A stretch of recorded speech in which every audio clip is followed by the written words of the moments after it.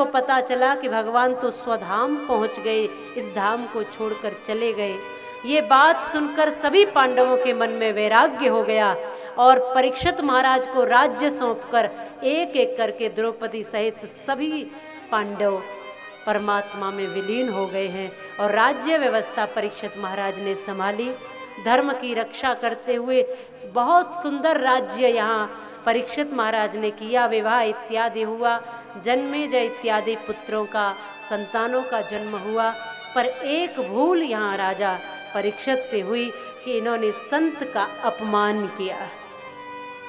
जंगल को जब ये गए तो एक साधु को देखा, शमीक मुनि को देखा, आंख बंद करके ध्यान में बैठे थे। तो परीक्षित जी महाराज ने सोचा कि ये कोई डोंगी बाबा बैठा है, तो मरा हुआ सर्प इनके गले में डाल दिया और चले आए अपने नगर। शमीक जी के पुत्र ने जब ये देखा कि मेरे पिता का अपमान हुआ है, उनका नाम श्रृंगी, तो श्रृंगी जी ने श्राप दे दिया कि जिसने मेरे पिता का अपमान किया है उसको 7वें दिन तक्षक नाग डसेगा और उसकी मृत्यु हो जाएगी। मरा हुआ सर्प मेरे पिता के गले में डाला है, सर्प के द्वारा ही उसकी मृत्यु होगी। ये समाचार अब ये शमीक मुनि को पता चला तो उन्होंने बहुत अफसोस किया कि पुत्र तुम्हें ऐसा नहीं करना था। ये सूचना राजा परीक्षित तक पहुंचाई गई कि 7वें दिन तक्षक नाग डसेगा, ऐसा तुम्हें श्राप लगा है। घर पहुंचे, अपने नगर पहुंचे तो परीक्षित जी को अपनी भूल का भान हुआ, एहसास हुआ। कहते हैं कि कुछ कलयुग का प्रभाव था ऐसा कहते हैं, और सिर पर सोने का मुकुट था तो स्वर्ण में कलयुग का वास हुआ तो बुद्धि भ्रमित हुई। और अच्छे अच्छे लोगों की बुद्धि कई बार भ्रमित होती है और कई बार लोगों से बहुत बड़ी बड़ी भूलें भी हो जाती है। तो अब उनको भूल का पश्चाताप भी हुआ और एक संत के चरणों में बैठ करके अब सारा राज्यभार अपने पुत्रों को देकर 7 दिन में मैं अपना कल्याण कर सकूं और अपने आप को इस श्राप से मुक्त कर सकूं, ऐसा साधन जुटाने के लिए सुखदेव जी महाराज का आह्वान किया।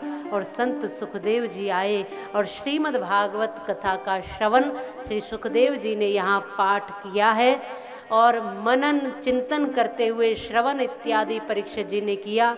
सुखदेव जी ने इस कथा को सुना करके इन्हीं 7 दिनों में परीक्षित जी को मुक्त किया है और उनकी मुक्ति हुई है। हम और आप सभी लोग भी इन्हीं 7 दिनों में श्रीमद् भागवत कथा को श्रवण करते हुए अपने अपने जीवन को मुक्त करेंगे, अपने आप को मुक्त करेंगे और अपने जीवन को कल्याणकारी बनाएंगे, अपने आप को भगवान के चरणों में समर्पित करते हुए अपने जीवन को आनंदमय बनाएंगे। संत का कभी अपमान न हो, इस बात को समाज को ध्यान रखना है। इन्होंने भी सोचा था कि ये कोई नकली साधु है। अब नकली और असली का पैमाना तुम्हारे पास नहीं है। यदि गुरु की हम परीक्षा लेंगे तो फिर हम गुरु हो जाएंगे। गुरु की परीक्षा हम नहीं ले सकते। बस एक ही कसौटी पर कसकर देखो अपने आप को। परीक्षा लेनी है तो अपनी लीजिए, अपने आप की लीजिए।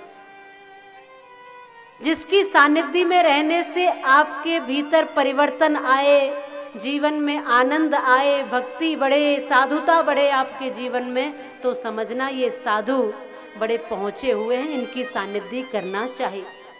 और जिनकी सानिध्य में रह के जुआ, भांग, शराब इत्यादि पीना सीख जाओ, जिनकी सानिध्य में भटकने लग जाओ, तो फिर समझना यहाँ कुछ गड़बड़ है, यहाँ से थोड़ा दूरी बना लेनी चाहिए। तो परीक्षा लेनी है तो अपने आप की लीजिए। साधु की परीक्षा लेंगे तो आप स्वयं उनसे बड़े नहीं हो जाएंगे। परीक्षा तो गुरु ही लेते हैं, शिष्य नहीं लेते। अपनी परीक्षा लीजिए, अपने जीवन को कसौटी पर कसिए और अपने श्याम सुंदर के हो जाइए।